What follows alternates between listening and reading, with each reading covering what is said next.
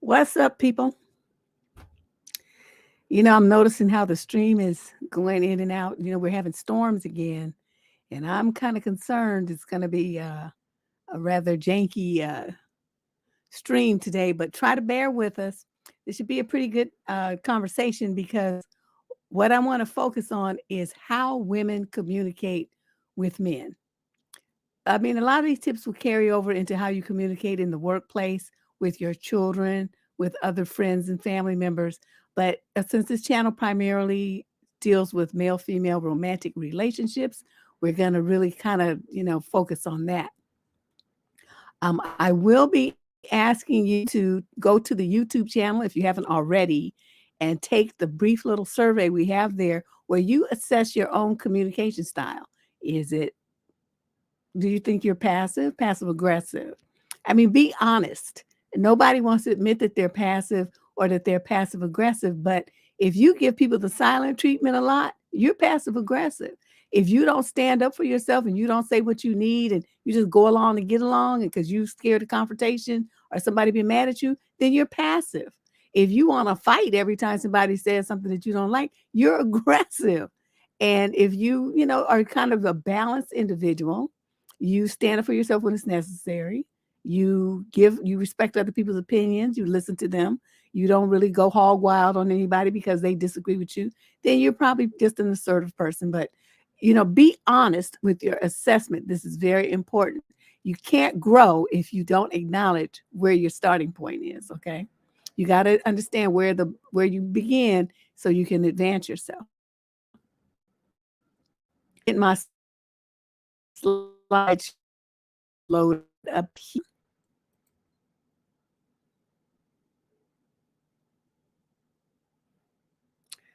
All right. Oops. I just noticed something that shouldn't be there. It should be this. Yes, there we go. Okay, so let's get started here. You guys, you're going to be having to be a little introspective here as we go through these slides. Please be honest with yourself. It's not about me. I already know my whole thing. I'm very definitely assertive. And a lot of you admit that, you try to learn from me. And that's fine. That's wonderful. I don't mind being a mentor to you. But I want you to start, for those of you who are not assertive or you go back and forth, and sometimes you find yourself being passive aggressive or aggressive when you really just want to be calm, cool, and collected and assertive when necessary. This is a very necessary part of your repatterning yourself. Okay, so let's go. We're going to be talking about this one method here, the bluff method, but I want to go into all areas of how you communicate with men before we get there. And boy, this is going to be a problem. I'm pressing the button and it's just taking forever. Okay, so though, as I said a little bit ago, be sure to navigate to the channel, youtube.com/Debsterism, the name of the channel, and vote in the poll. Do you feel that your communication style falls more under the passive aggressive, or assertive? Which one do you honestly think that you are? This is your starting point. Okay.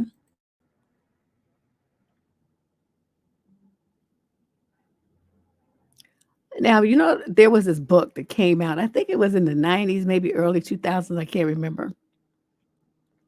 Called Men Are from Mars, Women Are for Venus. It was one of the first books of its kind. That's why it got so much publicity.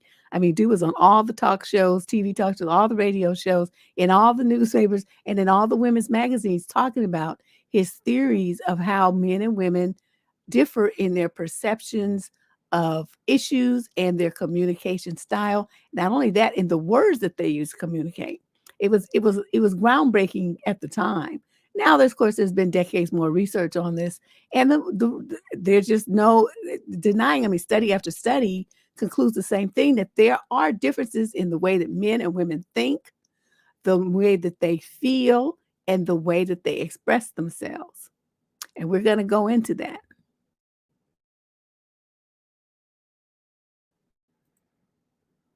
eventually, as soon as the slide. This internet connection is really having problems today.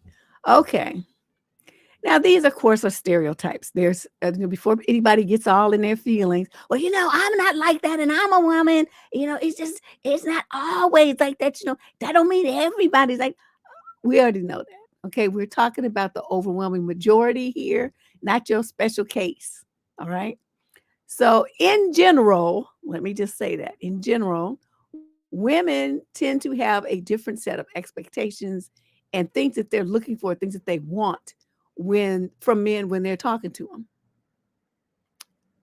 Women tend to be emotional and women tend to be evocative. Now, what that means is you want to delve, like I said in the advice column, y'all want to express your feelings. You want to tell me he said this and this is how I felt about it. And then he did that. And this is what I thought and felt. And then he said this and that. And I was in my feelings. I mean, this is important to you. You want to explore your feelings about the situation, what the man said, what the man did. Y'all go into his expression. What does this mean when he looks like this? And he curls his lip to the side. I mean, it's just unbelievable. But those things mean a lot to most women. And when you're talking to men, again, as identified in the advice column, you want to feel heard. You want to feel that he understands you. Think about how many letters come in where the women are talking to the men. It's like they're talking to a wall. And they're saying, how can I make him understand? That's what this is. They want him to hear them, and they want his acknowledgement that he heard him, and they want his support in whatever it is they're talking about. You just want men to understand where you're coming from. And sometimes women just are venting, right? You do that to your girl. Let me tell you about such and such. You don't want her to solve your problem or, to do anything. Maybe just laugh and commiserate with you about the situation. But it's different when you say those exact same things to men, because especially a guy that you're in a relationship with, he's going to feel like it's his duty to help you solve your problem.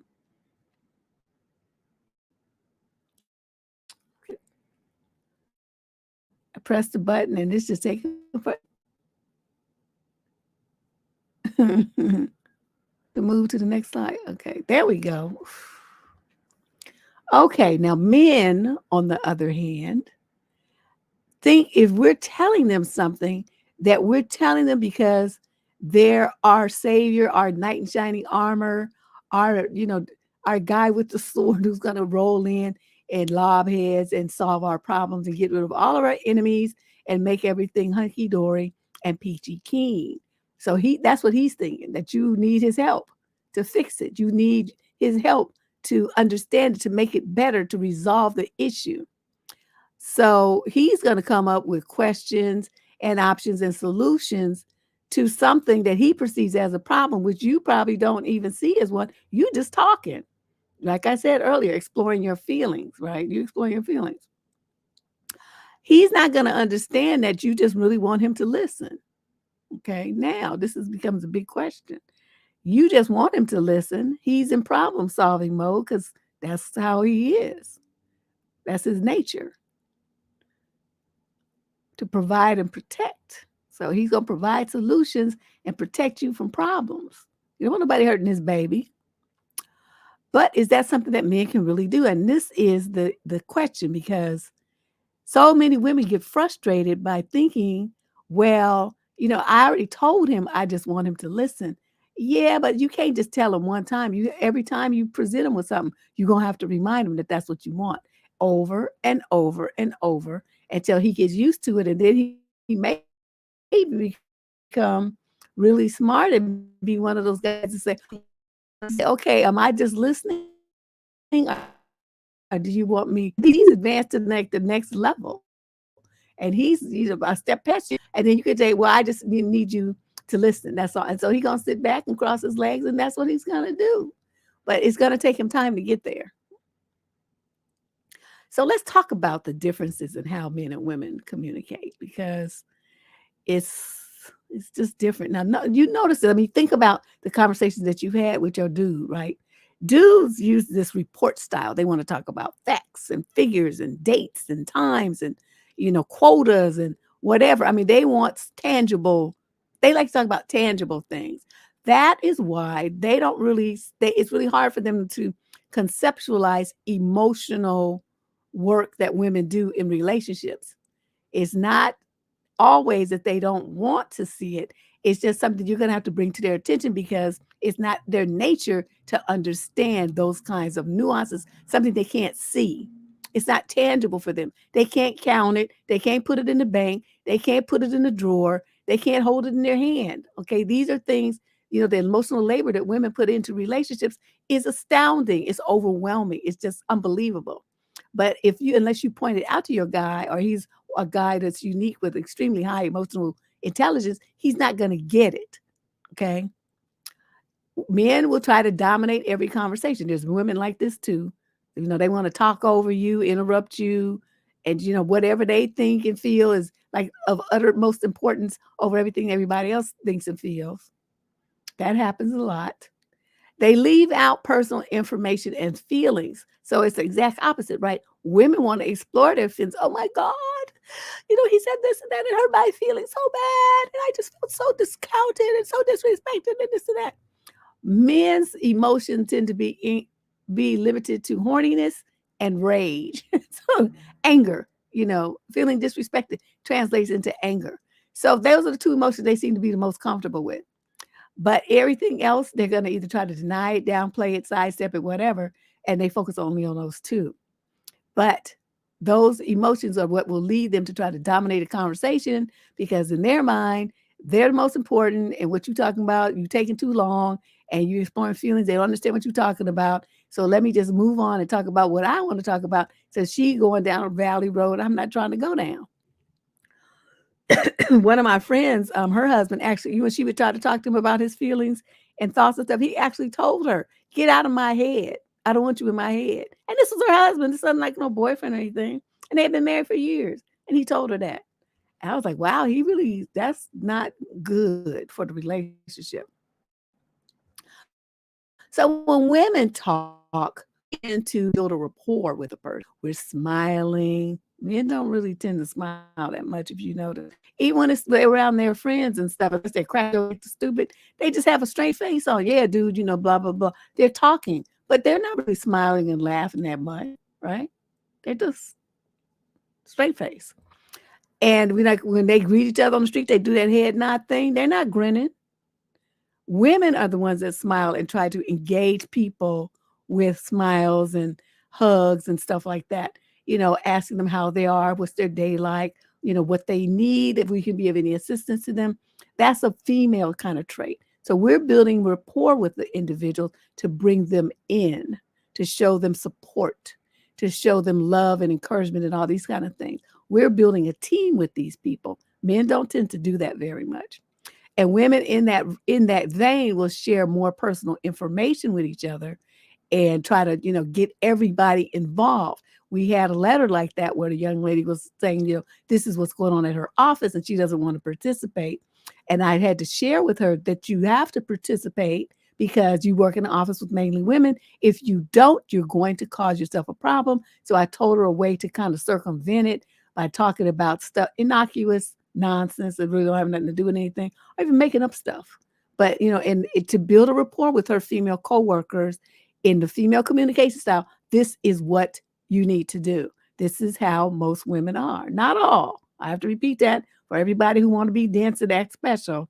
Not all, but most.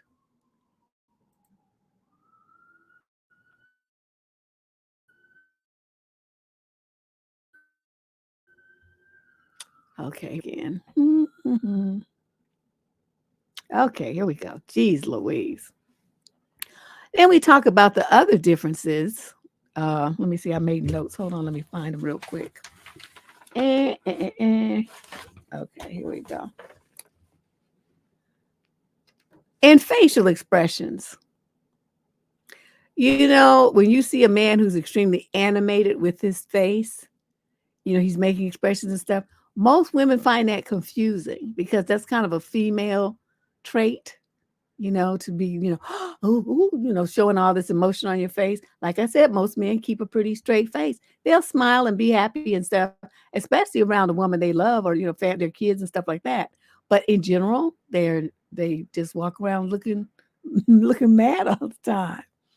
Whereas women tend to smile and be more engaging, right? And when women don't do that, what do we hear from men?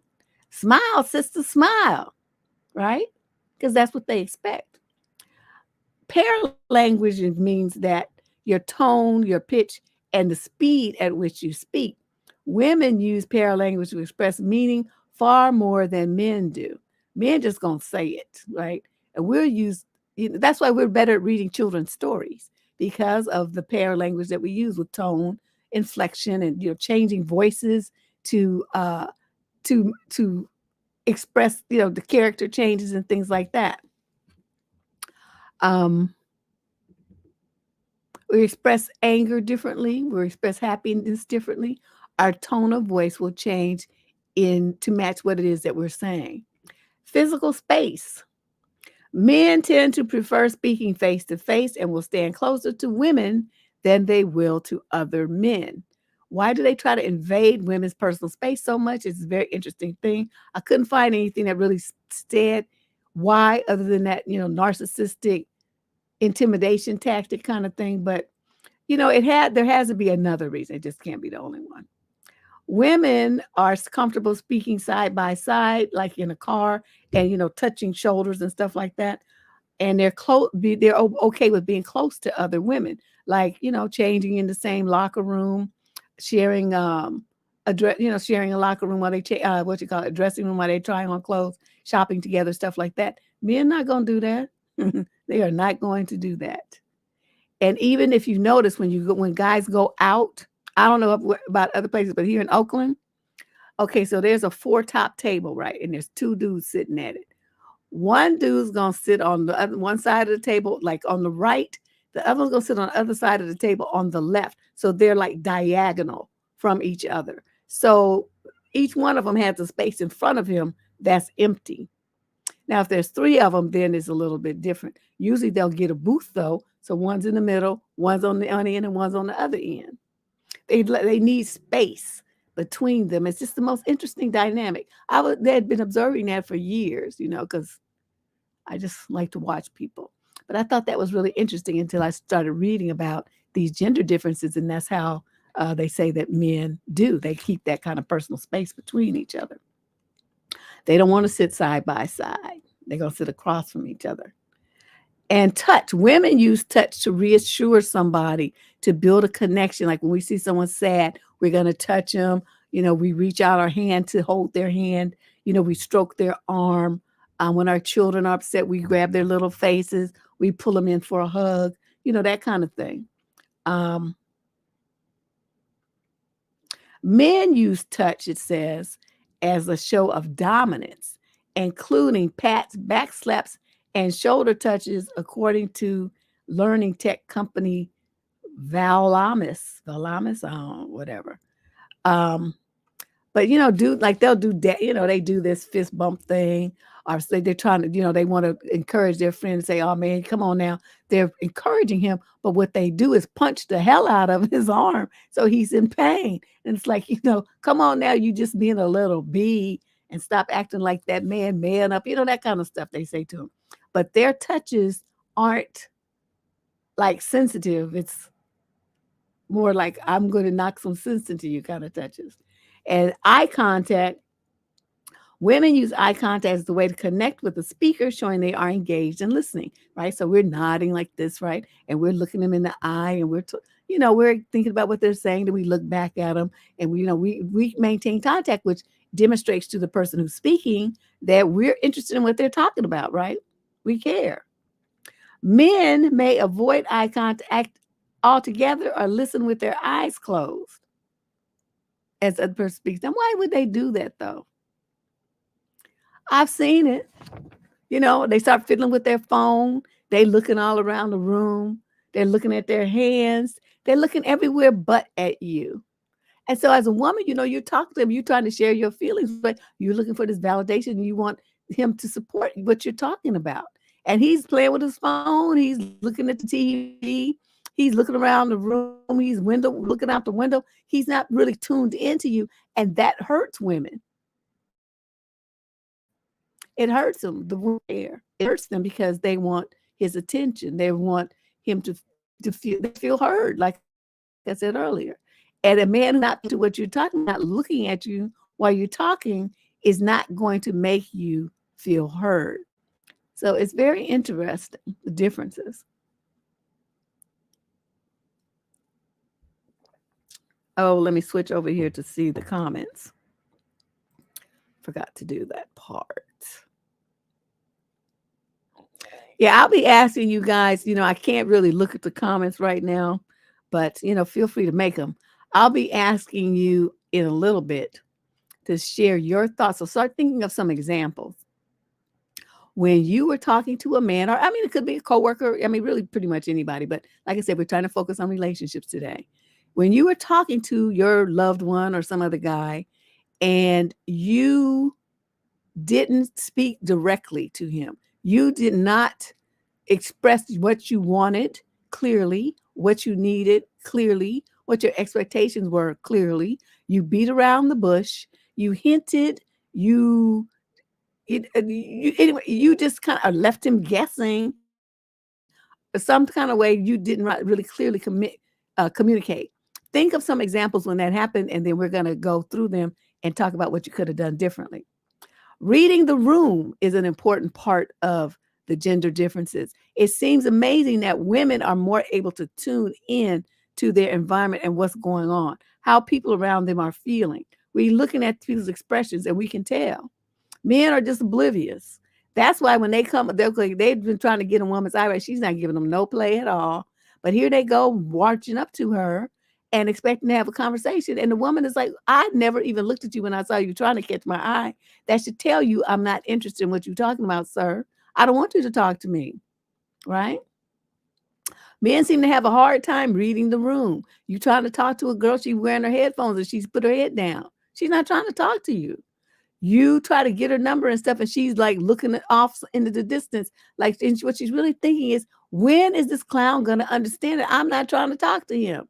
So it's a different kind of thing. Women understand all those messages. That's why they communicate that way. But men tend to be obtuse, and they need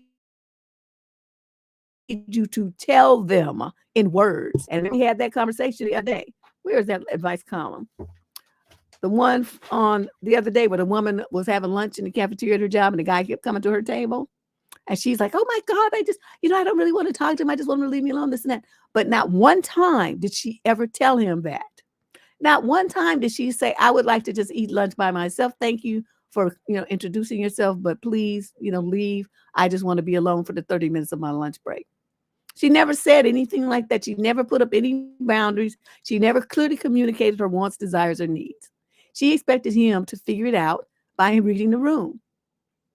And it's something that men seem to struggle with. They can't tell when you like them, and they can't tell when you don't want to be bothered with them either. So ladies, you need to do a better job of being clear. Okay, that's on you. It's like going to a foreign country. Men are from Mars, men are from Venus thing. You trying to think that he's going to speak your language, and he doesn't. And then the final issue with gender differences is men just seem to struggle with paying attention altogether. I really think the majority of men just have ADD. Either they have ADD or they don't want to hear what women are talking about, which I could understand because most of y'all talk too much. You go on and on about stuff that nobody want to hear. I don't want to hear all that. Talk too much. You go on and on too long. And you have way too many feelings that you want to share with everybody. You need a diary. Don't nobody want to hear all that. Okay, so then the dudes just tune out. But we have a solution for that. For the bottom line, from my perspective, is that women need to learn to ask for what they need. This is evident in every single advice column that we do every week, every single show that we talk about various topics of how women handle themselves. Women need to learn to ask for what they need and to state their needs with confidence. And you all don't do it. You don't do it. So, you can say things like this. I just need you to listen to me right now. Okay. You put that first. What does that do? That tells the guy, that gives him instructions. So he knows what his role is. You say, I don't need any help or any solutions from you. I just wanted you to hear this. Same thing. So he knows I can my man brain. I don't have to come up with an answer. She just wants me to hear her words. I can do that. I need to run something by you and get your input. Now he's in problem solving mode. He knows y'all on the same page because you have prefaced what you're about to say by giving him a hint up front. These are instructional tools that you will use, and it's part of the BLUF method. You put BLUF stands for bottom line up front. Bottom line up front. And these are some examples of how to put the bottom line up front so that your man knows what his role is and what your expectations are of him very clearly. And you do that first. You don't bore him to death with 900 minutes of you exploring your feelings and he said this and she said that and then she did this and then that happened. And, by then he's lost. You don't know what's going on. I'm telling you, I'm a woman and I get like that. I just want the Cliff Notes version. Tell me what you need me to do. Okay, tell me what you want from me. Tell me that first. And then go, if I ask for more information, then you give it to me in the summary statements. But tell me what you need me to do first. What's expected of me first. When you need it for me to do it first. Do that first. And then I'll understand what's coming after that. And as I listen, it's going to be with that filter. It's like, okay, this is what this person's expecting of me, and this is the time frame they're expecting me to do it. Can I do it? Well, what you need, give me some more details. So then they're going to fill you in, right? And you're listening through the lens of these preparatory statements. So by the time they finish, you know if your answer is going to be positive, negative, or neutral, right? You know this. So let's move on and talk about this some more.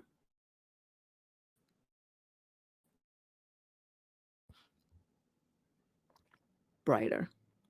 Before we get into that, though, let's talk about the passive communication styles that get y'all in these troubles, get you in these problems. Women are just too dang passive. It drives me crazy. I can't stand it. It drives me crazy. Okay. When you're a passive type, you don't communicate your needs verbally. There's like, why can't you just say that? For prime example, woman is like, in a situationship with a guy, and she's like, I don't understand, why he did this and that, or why he said this and that, or why he's still communicating with his ex. I don't get it. I don't understand. Well, did you ask him why he's doing that? Well, no.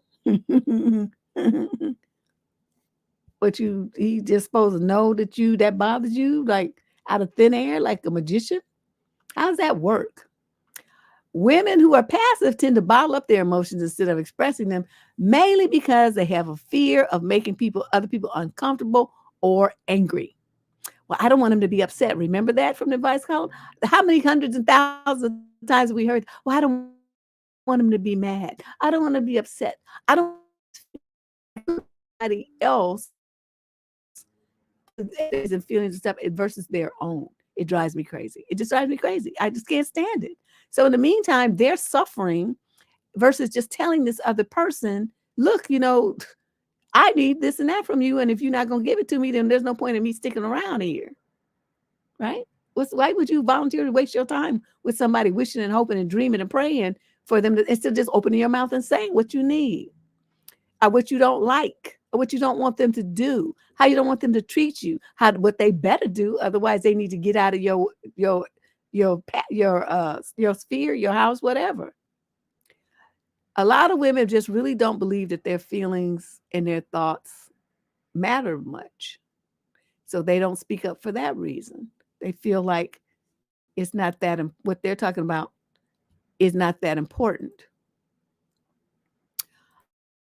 Um, some women are fearful of confrontation, right? I don't want to make him mad. I don't want to get into a fight. It's just easier just to not say anything. It's just easier to just let him do what he wants to do. That fear of confrontation. And a lot of people will say that, I'm afraid of confrontation. I always wonder why. Confrontation is like manna from heaven for me, because it lets me know that if I'm having a confrontation with somebody, that means that person is trying to infringe on my rights or my personage or my property. They're doing something that they shouldn't be doing.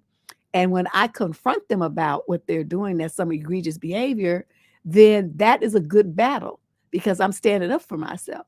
I don't care that they might get upset. Better them than my state phrase I've been using since I was 12 years old is better thee than me. When my mother used to read us Shakespeare, I got into that thee, thou'st, and all that kind of stuff. I thought that was the coolest thing. And then I came up with that better thee than me. And I've been using it ever since. It's like, I'm not going to be the one in the problem. That's going to be you, sir.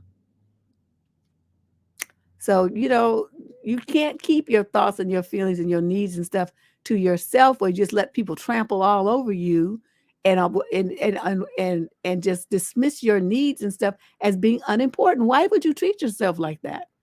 You don't say much because you sitting there just hoping somebody's going to read your mind and just understand what you need by osmosis or something, or the fairy's gonna come or with a magic one. I don't know what y'all be thinking. It's just really weird. But the bottom line is, from the male perspective and from females like me, you are looked at as weak, silly, overly needy, a doormat, and a straight pushover.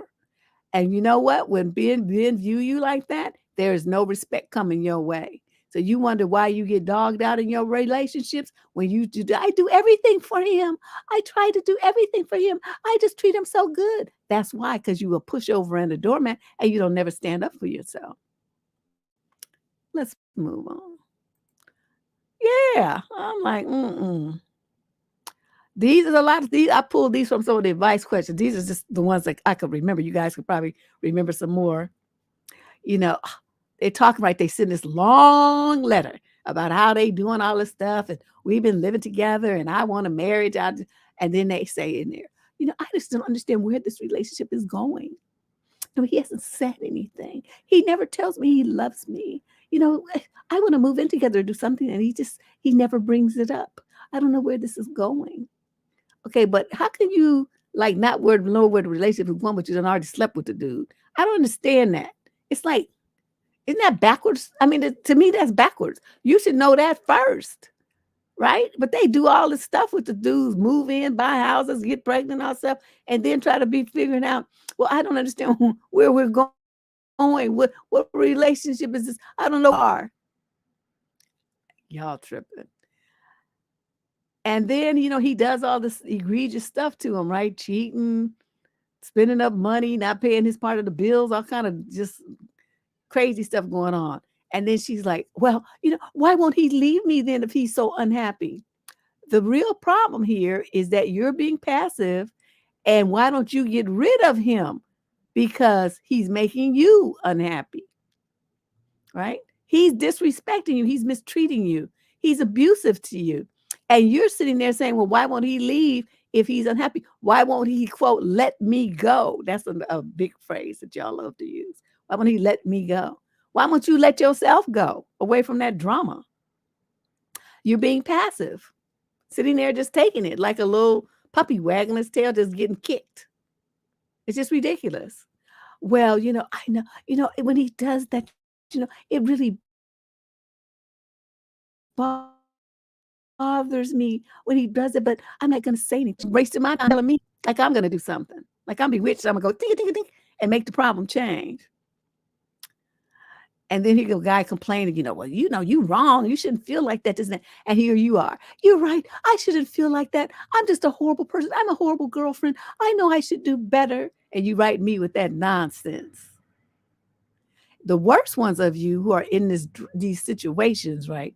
And you cop out with, well, there's really nothing I can do. I just really don't know what to do. Instead of putting your feet in motion and exiting that situation, you sit there wringing your hands like you just something's wrong with you. Little Miss Muffet sitting on a tuffet. I remember. Why did I remember that? From elementary school. Little Miss Muffet sat on a tuffet eating her curds and whey. Along came a spider and sat down beside her and frightened Miss Muffet away. Isn't it interesting the weird things that come to your mind in times like this? But anyway, a lot of women though, keep in mind just that femininity movement stuff. They are reacting to this point. Last point here. The women who are afraid and so intimidated by men online. Now keep in mind these are not their men. They don't even know these clowns. But they're letting these men dictate their life and their opinion of themselves. I just find it amazing. So they're so afraid of these men, like I said, that they don't know, won't ever know, won't ever see, ain't paying them, don't live with them, not dating them, nothing. They don't know. They have no connection to these men whatsoever. These men are not benefiting their lives in any way, shape, or form. But these women kowtow to what these men say. And these guys, they're afraid of being assertive and confident because these men have said, well, these women are just too manly. They too masculine. They emasculate us. They want to be the man. You don't need us. So they're listening to that and they're changing their life trajectory based on clowns on the internet. I think it is the most disgusting thing I have ever heard. And every woman who does that is just dumb, just stupid, unbelievable. You letting complete strangers dictate your life. Men who have no influence other than the fact that they have sitting on a computer somewhere in their house in the middle of who knows where, trying to dictate and tell black women what to do. Especially it's always black women. They want to tell her what to do and how they should do it and what they need to do to get and keep a man. And y'all be listening. Unbelievable. Let's move on because that was just too disgusting to me. Okay. Now, did you realize that passive women, I put people just to be diplomatic and politically correct, passive people share 12 common traits. 12 common traits. Number one, you don't never take charge of anything. You don't want to take, you know why you don't want to do it? Because you don't want to be the fall guy. If something goes wrong, you don't feel like you don't want to be blamed. But likewise, if something goes right, you don't get the credit either. So you just live your life in mundane nothingness, never being a leader about anything ever, just a follower. Number two, you don't value your own opinions. You go along with what everybody else thinks. You think that you're wrong. You always doubting yourself, questioning yourself, putting yourself down. Well, I don't know. I don't really. I don't know nothing about that. I probably shouldn't think that. That's a common things come out your mouth. You beat around the bush. You can't find a point. If somebody sharpened it in the pencil sharpener and gave it to you, still can't find it. You just wander around through hill and dale using a whole bunch of words and never getting to the freaking point. It drives me crazy. And it drives me crazy too. And you lose them. I mean, they just do get up and just walk out the room because you're using too many words and you never get to the point. This is the bluff method is going to teach you how to do that. It's going to take you practice, though. It's like the thing tonight. This wandering over yonder stuff y'all do it's hysterical. Okay, and you tend to be very soft spoken. You know how I tell y'all to put some bass in your voice? When you're very soft spoken like that, you talk well, like a little girl. Yeah, yeah, yeah,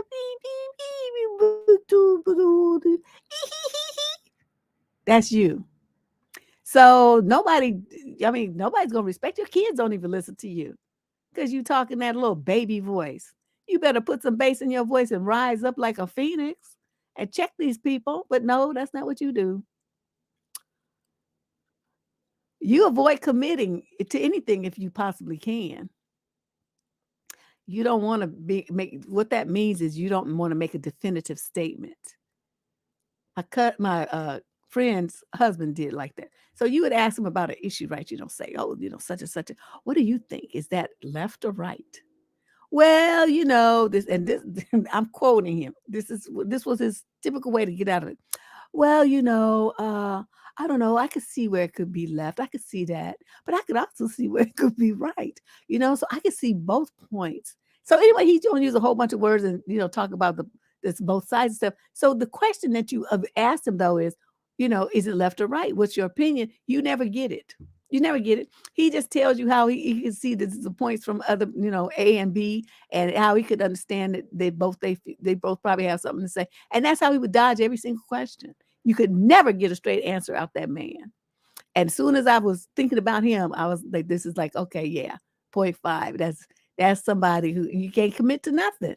He can't say yes and he can't say no. Can't say hot and he can't say cold. Can't say up and he can't say down. Everything is in the middle, neutral, some kind of just weird. It just was hard. You are a parrot. That means you not the ideas and stuff that you spew, the alleged opinions that you be given, then not one of them is a unique idea from you. You parrot the stuff that you heard other people say, right? That's what a lot of these dudes do. Notice how they all use the same lines, the same stuff. They're all parrots of I don't know who what you call them. Don't mention any names and don't type it in my chat. That dude that they all looked at like their godfather or something is dead, been dead, but they still quoting him and still running around talking about parroting his stuff. I was like, okay, well, what do you think though? What is what's going on in your life that you've made a decision about? What some clown on the internet said. It's very interesting. Okay, number 7, you do anything for peace and quiet and to avoid conflict.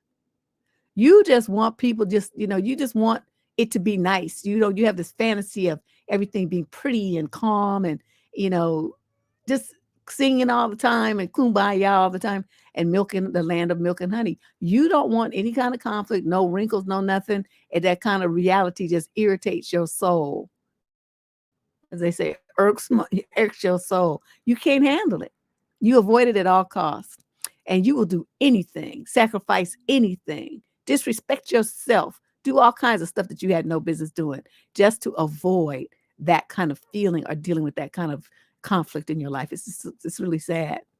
Number 8, you leave things up to fate. You the woman that believe in soulmates and soul ties and all that cold driven dragon drama. Because you know why? You don't want to take responsibility for the choices that you make. You don't want to be like a grown woman. You want to put it up to some mystical, magical, something that's outside your control. See, that's what you do.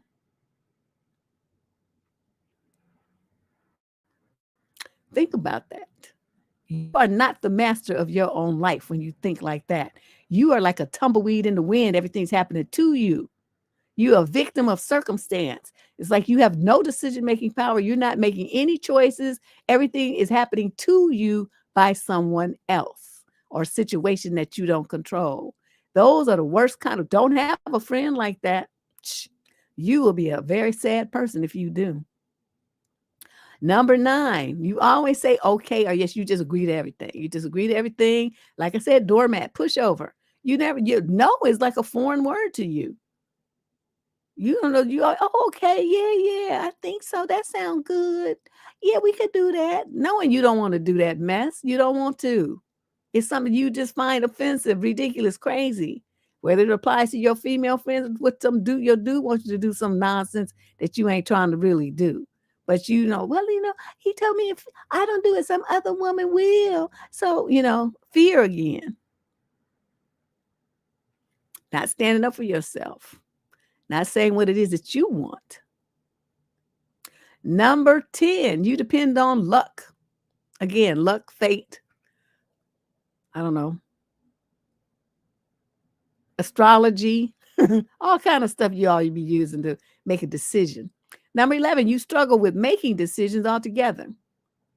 It's really hard for you to make a decision. And some of you admit it. You write an advice column. I can't really make a decision. I mean, people always have made decisions for me. They always told me what to do, and I just did it.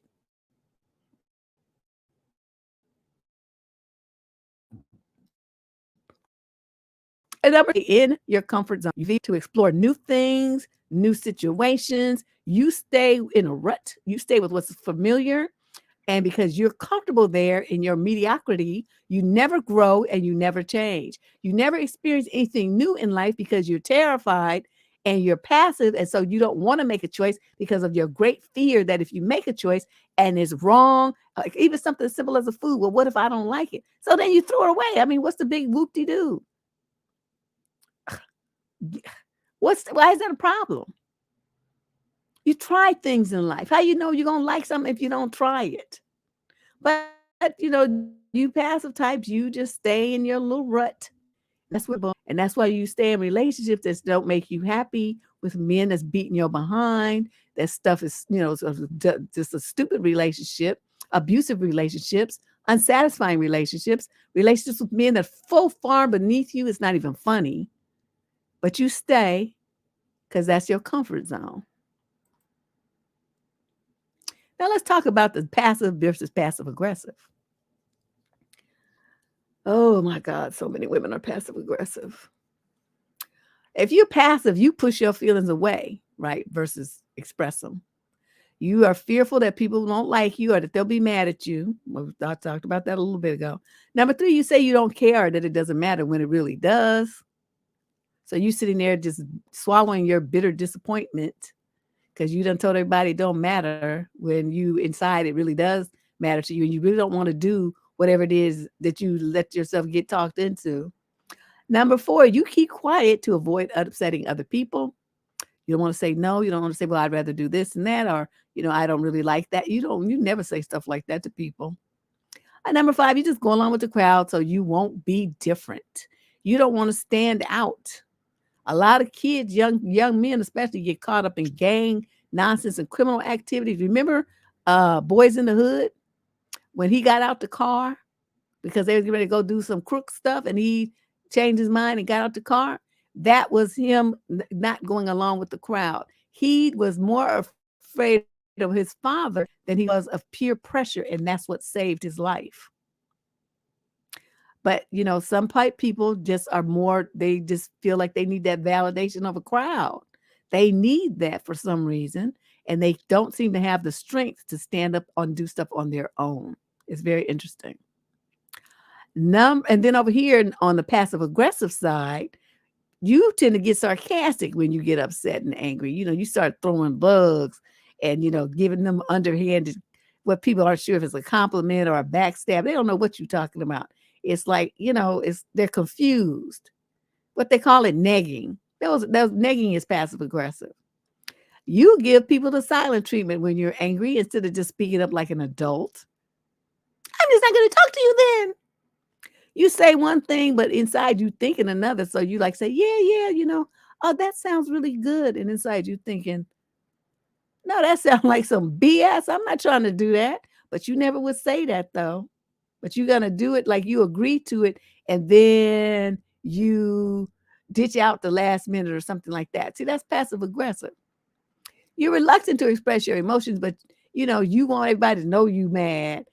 So you're going to slam around and stomp around and slam doors and just hang up the phone on folks and all that kind of stuff. And then number 5, to avoid anger, you try to get your message across in subtle, little hinty ways, and that's when the negging comes in. You burn your husband's food because you're mad at him. So you burn it intentionally, or he can't stand spicy stuff. So you reach up in the cabinet and you load his plate up with cayenne or too much black pepper, something like that. You do something to try to get somebody back in a way that's not direct. Okay, that's basically what that means.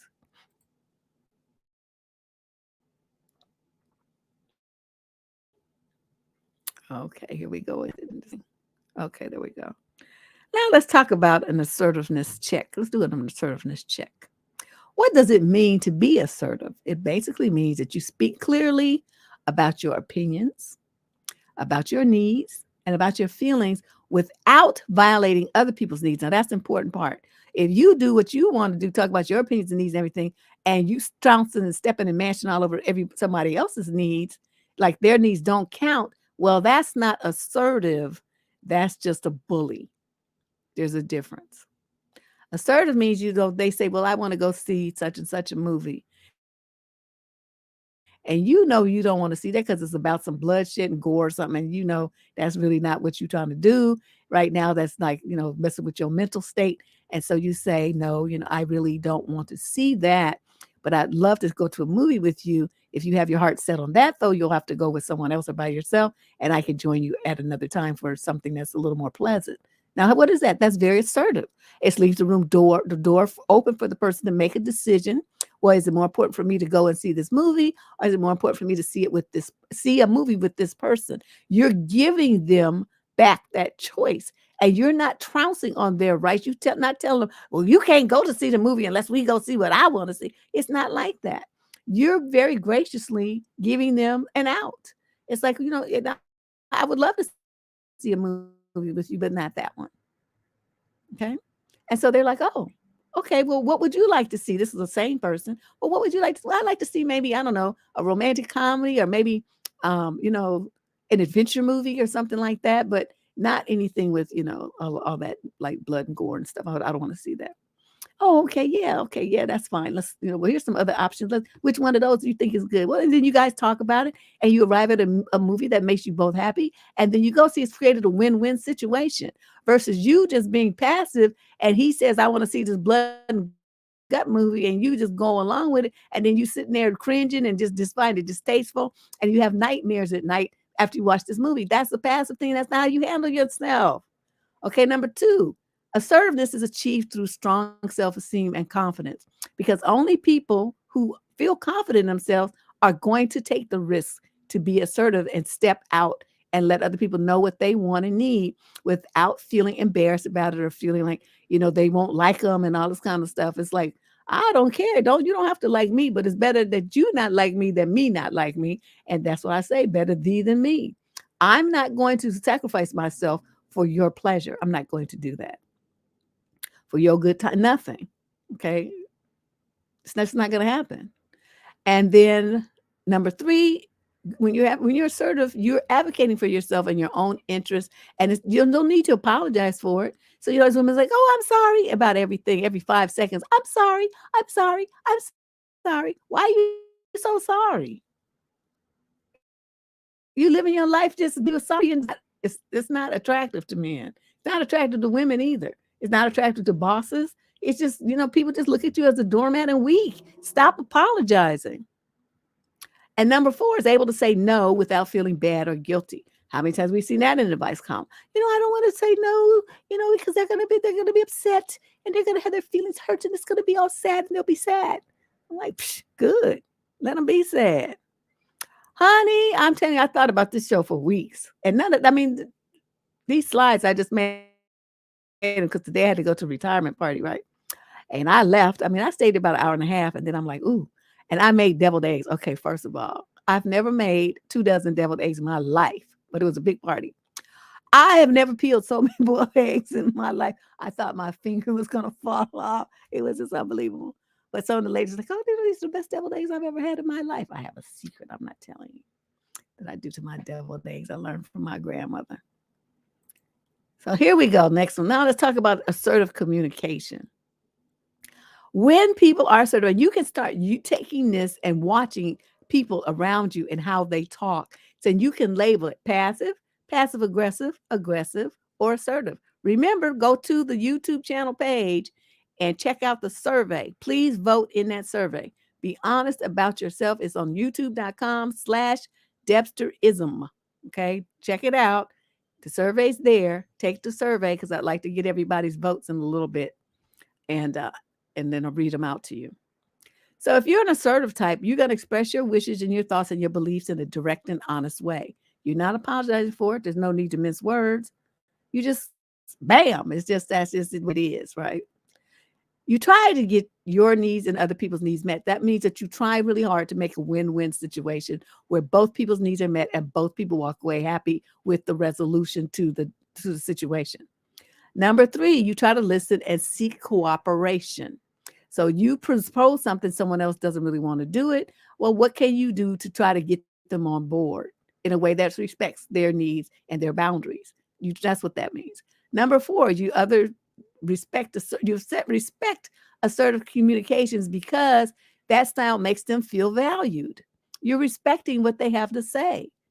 You may not agree with it, but you're still respecting it. So you're not putting them down. You're not, trying to put the smash on them. You're listening to what they have to say. You offer your counter opinion or whatever, some modification on what they're talking about. You try to negotiate, like I said, a win-win situation. Number five, assertive is the way that people with good self-esteem express themselves. Always remember that. It's only the people with low self-esteem or no self-esteem and no confidence that are passive because they don't feel that they have to say is important enough for anybody to listen to. And the final one is being more assertive will also help improve your relationships and your interactions with other people. And ultimately, because you stood up for yourself, you'll feel good about it. Other people start respecting you more, and it'll raise your self-esteem. You get yourself on this positive fast track where you do one thing, and it's like a circle, and it gets better and better for you the more and more that you stand up for yourself.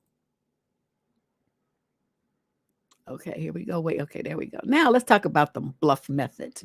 What is the bluff method? So we're going to tie this in together because I wanted to go through all of that to show you guys what you do, what you could improve on. And then this method kind of helps you figure out how to do it. It's going to take practice. It's not the kind of thing that you can just do in one fell swoop. You're going to have to learn how to do this and you're going to practice how to do this. Now, let me read this. What is the bluff method? Bluff, B.L.U.F, stands for bottom line up front. Bottom line up front. It's a military, so actually it comes from the Air Force, and it's a way to communicate in emails, and that's what it was developed for. What does it do? It answers the question of who, what, why, where, and when right up front. So the person really, like the summary that I have on the advice questions, it gives you all the details that you need right up front. You don't even really need all the other stuff. The other stuff is like gravy. It augments what is in the bluff subject line. It's going to pull out the most important pieces of information and just puts them right up front so the person knows what's going on, what to expect, what the message is all about. Now, when speaking, because we're not going to necessarily use bluff because that's the military acronym, but bottom line, you can still say bottom line. Notice how I always say that in my advice column? I always say bottom line when I'm speaking, right? I sum things up and say, well, such and such, such. Well, the bottom line is da da da. And then I sum things up for you. So it's like in that one sentence what the true answer is, how to proceed, and what the repercussions are if you don't do it. Okay? So you do the bottom line first, then you flesh it out with the information. Now, this is an example from a military email. Okay, the bluff style email. Okay, this email is about working from home.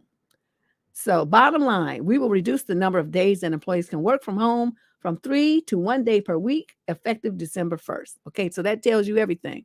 If you trying to work 3 days, it ain't gonna happen. And effective December 1st, that gravy train is coming to a screeching halt, and that's the way it is, and that's it, and that's all. So that you already know what the email's about. You already know how it's going to affect you. You know when it's taking effect, and you know to get your life in gear accordingly just from that one sentence.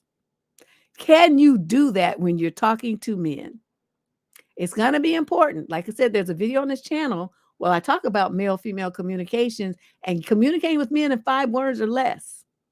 It's like giving them commands versus, droning on and on about your feelings, because don't nobody care about all of that. He just wants to know how your feelings will impact him, or what you want him to do about the fact that you have those feelings. That's what he's looking for. But you want to explore your feelings. You want to go all around the world. You want to go to Mars and back. and just talk about all this stuff and go through years worth of build up and what happened when you was a child and what happened in 1972. And you just do too much. You talk too long and too much and go into way too much detail that nobody cares about. So then he follows up with the background, which is 2 bullet points. This is an effort to encourage team morale and foster team collaboration. And point 2, all members of the management committee supported this. That tells you that everybody's on board, right? And that the reason why it is, and whereas the bottom line just told you what you gonna do, but then the 2 bullet points, the background bullet points, explain why and how it was arrived at that conclusion and who did it.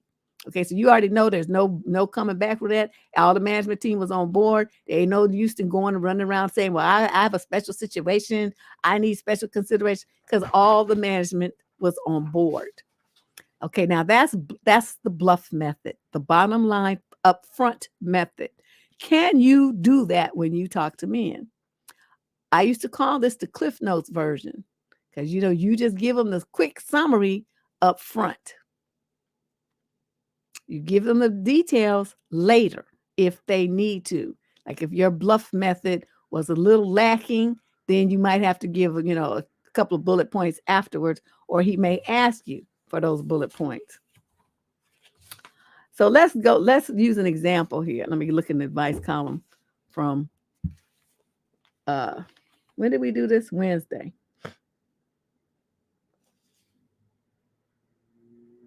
Okay, remember the lady who was pregnant to move in with her boyfriend, and he wants to have overnight guests at the apartment where she's going to be living now without asking her in advance. And then she went through the whole repertoire of how he has a brother who doesn't work, his friends are druggies, and just weirdos, and just everybody in his sphere are losers. That if once they get up in these people's house, they're going to be eating up their food and probably won't want to leave. And this girl would be on the hook to be paying half of whatever bills they run up, because you got all these extra people in the house. The water bill's going to go up. You're going to run the toilet tissue, soap. You're going to washing more. Costs would go up because of his trifling nonsense guess. Okay, so she was in that. What's her bottom line? Another ended up. The bottom line for her should have been like, I refuse to live in a house where there are 19 people coming in and out and spending the night, where it's going to increase my costs unfairly and make me feel unsafe in my own home. I'm not going to do that. Boom. I mean, it probably is a better way to phrase it. That's just the top of my head. But that's the bottom line. So he knows, okay, she ain't down with it.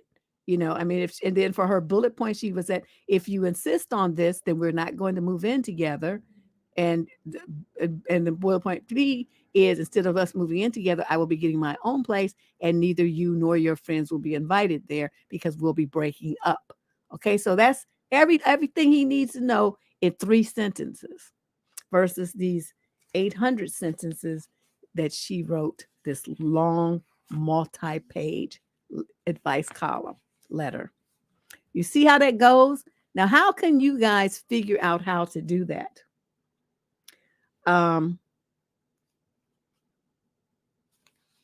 That to me was a perfect case, a perfect way, a perfect time to use the bottom line upfront method.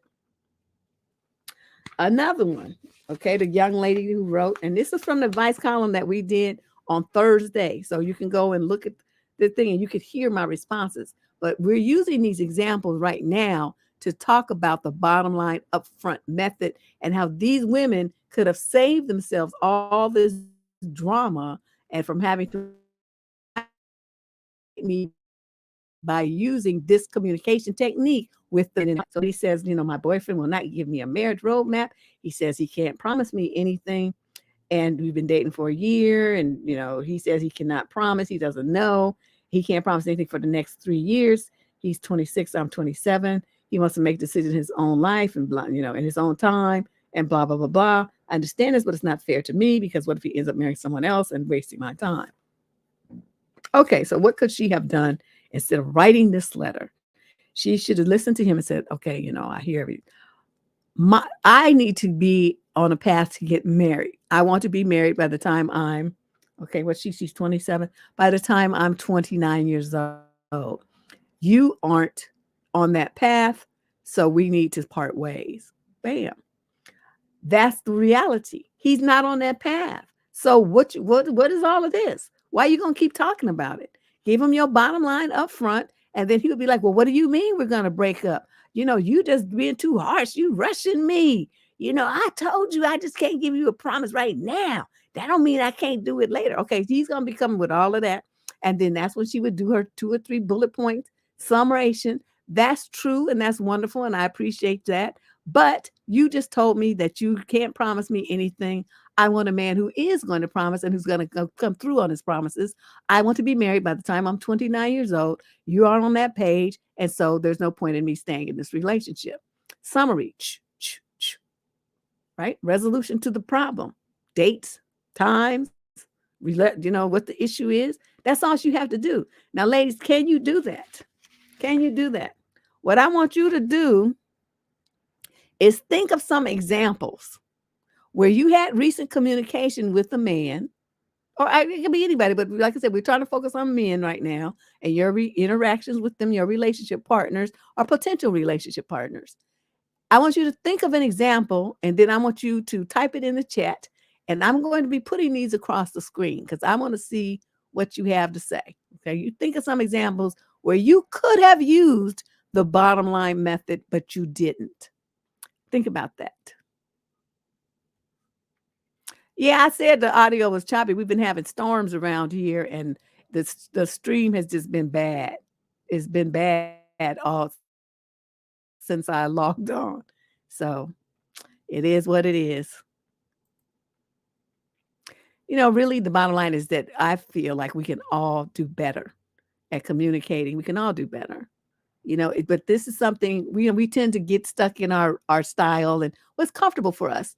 But what I'm trying to do here, what everything that I focus on this channel is to get you to become a better woman, to develop yourself in ways that you might not even realize need to be developed.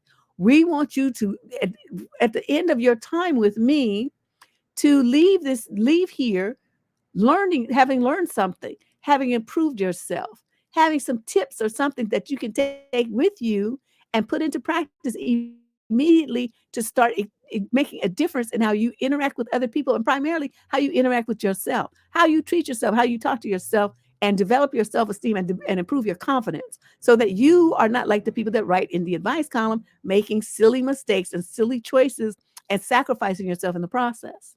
Okay. That's what we do here. That's the goal.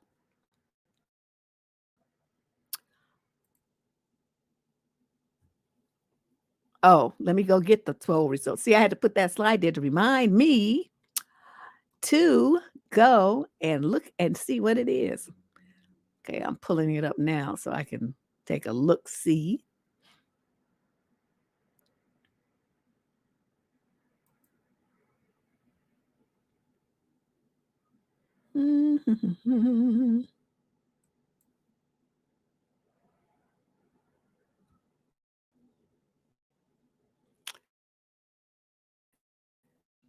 Okay, let me get over here.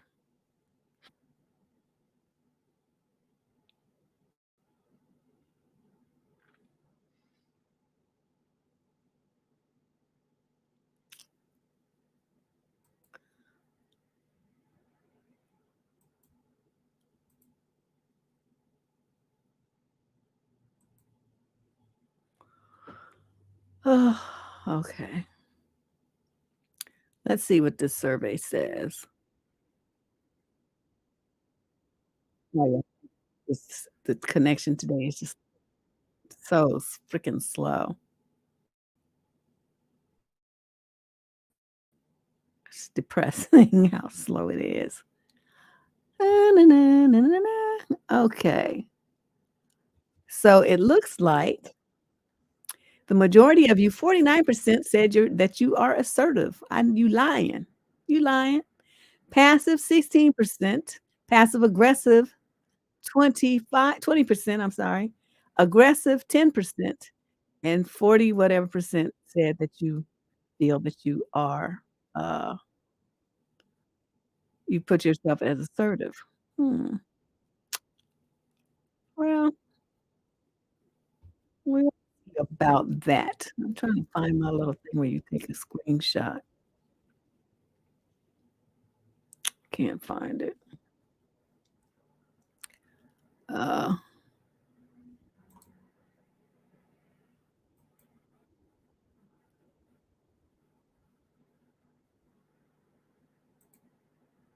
okay. There we go. We'll just do it that way. So that was pretty interesting. Let me get back over here to StreamYard. So we have storms. I don't know, but when are these storms gonna be over in the Bay Area? It's kind of boring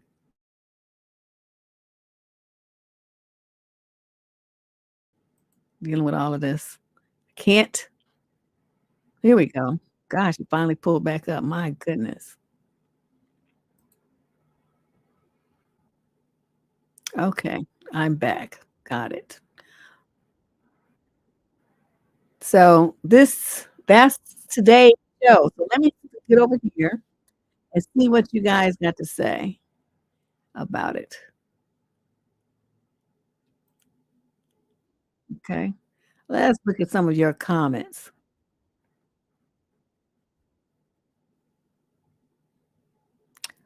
When are some ideas that you have about how you could have been more assertive?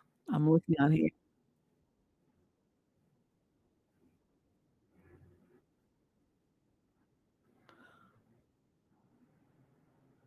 Oh, thank you, Anna. Yes, and we're trying. We're doing our best. It's good. I mean, I hate to see so much drama, but the letters that come in are definitely helping because they help illustrate the problems that are out there with young women, and then it can provide solutions for them. Okay, let me see what she says. A man said he'd call me and said he'd take me to pick up something. He didn't call and texted later on with some reasons he was busy. I said, I value people who keep their word rather because it builds trust. Yes, that's not quite direct enough, girlfriend. I would have liked to see you say something like this. You said you were going to call and text, and you didn't. Because I value people who keep their word as it builds trust, I cannot trust you, and I refuse to deal with you anymore because you keep wasting my time. So what does that do? That sets up a very clear expectation. It shows how he violated your expectations. It let him know what time it was, how you wasn't gonna be bothered with his behind no more, how you just what you viewed his behavior, how you viewed his behavior, and lets him know that you messed up. So something like that would have been more direct. Saying that you value people who keep their word because it builds trust. He's like, "Okay, well, and to do with me." So you didn't point the behavior directly at him and what he did. That's what I'm saying. It had to be tied to his direct behavior, and since, people be trying to play dumb, you have to do it.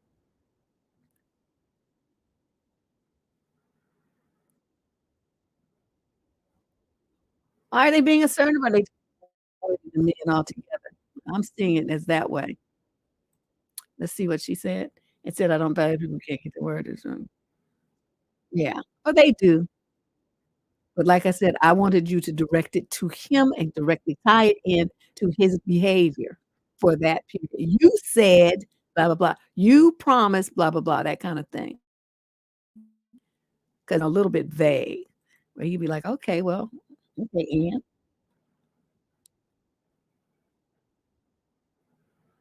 Let him shut down and distract you? Yep, can't do that. That's very you can't do that.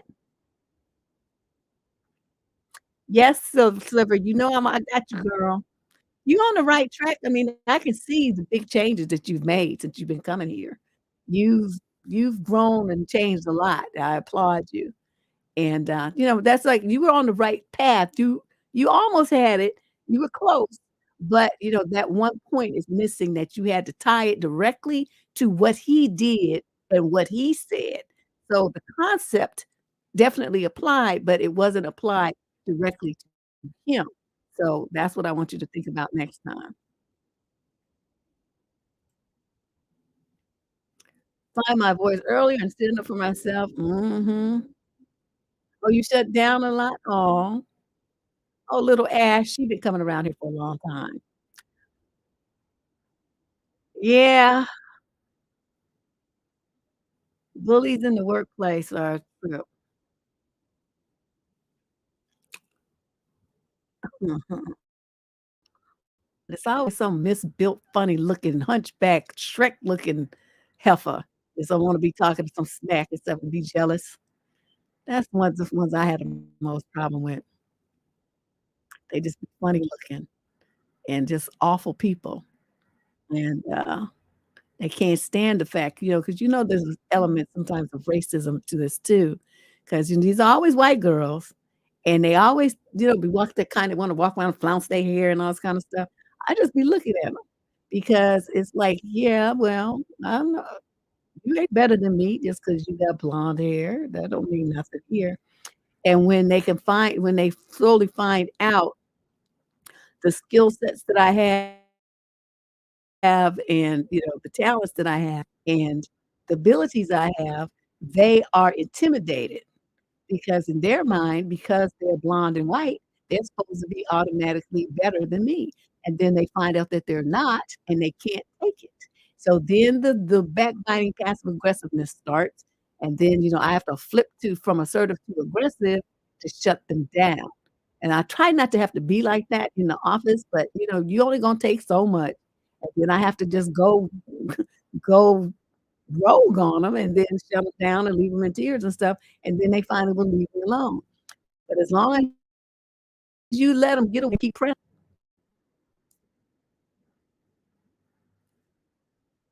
Kiki, Imma delete your comment because I done told you 55 times that you don't mention other people in my chat, so you're gonna be on a timeout for that one. You shouldn't have done that. You know that. You don't be coming in here mentioning other people. How many times have I told you that? I This is at least the 10th time. Come on now. So just for that, you on a timeout for the minute. You can listen, but you can't be chat you can't chat nothing.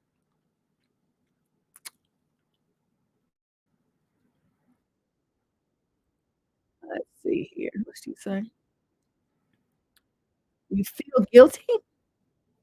Girl, no is like the best word ever. I just told you you don't have to make conjugations of it. No, hell no. What that Whitney Houston, yeah, what her the hell to the no, I mean, whatever. You just put your spin on no and say you can say it in foreign languages, go on Google Translate and just pick all the ones that you can pronounce easily and just build your repertoire so you can just pull it out no matter what language they speak. You can say no to them. It's beautiful. I never feel good about saying no. It's like my favorite word. I sometimes will say no, and then I go back and say, "Oh, wait, I didn't mean to say no." Yeah, yeah, that's fine. But my initial response is no. Now that I'm dating someone I moved on, I can feel people pleasing tendency trying to no. Yes. Girl, don't do that. Don't do that. You got to arrest her, shut her down.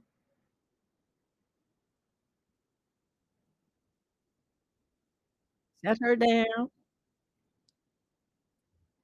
Yes, child. I understand, but yeah, that's been consistent since I've been 16 years old. It's always that type is the one that I had a problem with in the workforce every single time. I feel like it's a daily practice trying to be more assertive and saying no. I have to constantly remind myself. And that's pretty much it. That is exactly how it is. That's what you have to do until it becomes second nature. because most women are not comfortable with saying no, not comfortable with it. You have to get comfortable with it and understand that it doesn't make you a bad person. It doesn't, people are gonna still like you and all this kind of stuff that people be worried about. And the bottom line is if they don't like you because you told them no, then they didn't really like you anyway. They're trying to use you, right? They're trying to use you down way, but you haven't lost anything because people that respect you understand that you have the right to say no sometimes.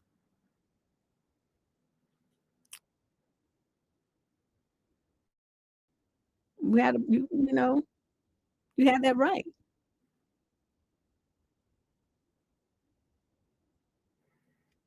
Let's see, I'm scrolling up.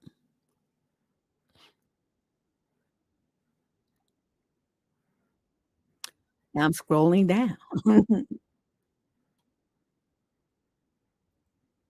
She said,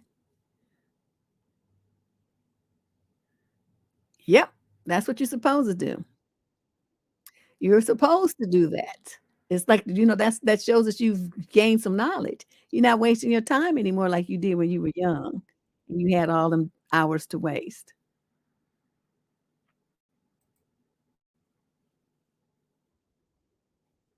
All the nice girl conditioning takes practice. Exactly. Exactly. It does, and it's the first part is learning to, that it's okay to say the words, okay. The second part is after you get to the point where you can say the words, is now how you feel about how you said the words, if you're beating yourself up. And sometimes people have people in their life that condemn them, like, you telling your family they used to coming up to you getting hit for 25, $50 every time you turn around. They never are responsible, and they always trying to make their whole their finances, you filling them in for them until you start saying no. Well, of course they're gonna hit you with everything they got. "Well, you're so selfish." "Well, what's the difference? You a relative, family, yeah," and all this stuff. And so, you're gonna have to battle with that. They're gonna be trying to guilt trip and manipulate and coerce you. That's the game, to keep you where they want you so that you'll keep giving to them. But you have to understand, like I said, self-esteem and confidence are what is at play here. You feel confident about your right to say no and what's good for you and your finances and your financial future. You can't keep taking care of grown people codependently. If they need money that often and connect consistently, they need to get a second job. They need to figure out a side hustle. They need to cut back on their spending, turn off their cable, stuff like that. I'm shocked at how much cable TV costs. I have my little $15 Netflix and that's it. I'm not paying all of that money because I pay for my internet and then I pay for that, and that's enough. People paying hundreds of dollars for all them different channels every month. I'm like, "Y'all tripping just to watch TV? There's nothing on TV I wanna watch that's worth 2, $300 every month. It's just not happening."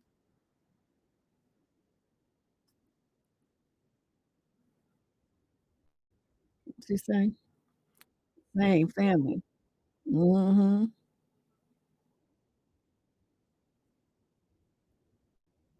You do, you gotta let it go. Let them go.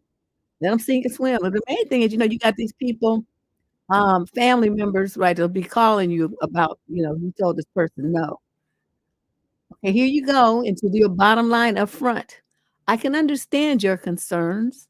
However, if you feel that strongly about their financial need being covered, then I suggest that you reach into your pocket and do it because the answer from do it is no. So you flip it back on them. That's your bottom line. I ain't doing it. Now, if you want to do it, feel free. Free country. Open up your wallet and let's see all them 50s and 20s and stuff fly out of it. They don't have no money. That's why they asking you.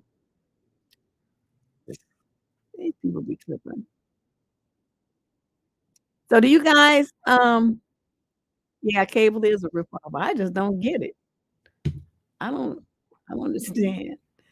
But, do you guys understand what you need to do here now?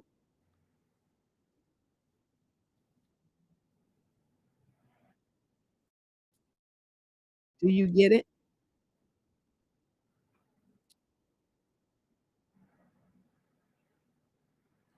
Yes? No? Do you need another example? It looks like you guys do have the idea, though. I'm just looking at some of the, some of the comments that you do have an idea of what you're supposed to be doing. So I'll let it go at that. I think this was a good lesson for you. Feel free to go back and listen to this video again. Take notes if you need to get more familiar with the process and, practice. We just think, and, because you might not want to put everything on the internet. I understand that. Think of some examples that happened in your life where you could have handled it differently, where somebody said something and you answered, but it could have been better. It could have been summed up with the bottom line upfront method and then shut down all the subsequent back and forth that you had to go through. Well, because listen, no. If you do it right, it shuts down everything. There's nothing for them to say. So think about some situations, like I said, when you didn't do that, and then you sit there with pencil and paper and you practice using this method and come up with some ideas for what you should have said. And then it's going to help it sink in, so that by the time it happens to you again, you can draw on those examples that you wrote out and say, okay, yeah, this is what I need to do. This is what I need to say. This is how I need to handle this. Okay. That's what you need to do. So I'm ahead on something to I'm to go and watch one of my Korean dramas because that's what I do. So you guys have a good rest of your weekend with little few minutes is left. And I will see you here. I'm gonna try really hard to make it on Tuesday. If not, then we might be on Wednesday again because I don't know. It just seems like it's just hard to hit Tuesday lately. But it is what it is. You guys have fun. Take this information. I hope you learned something really valuable that's really going to help you. Okay. I think it'll help a lot of the ladies just looking at what's been coming through the advice column. This is what's really necessary. You guys got to do better. Okay. And I'm not just going to tell you to do better. I'm going to show you how to do better. To hold your hand a little bit. Thanks, Sliver. Okay. I'll see you guys later. Tuesday or Wednesday. I don't know which one.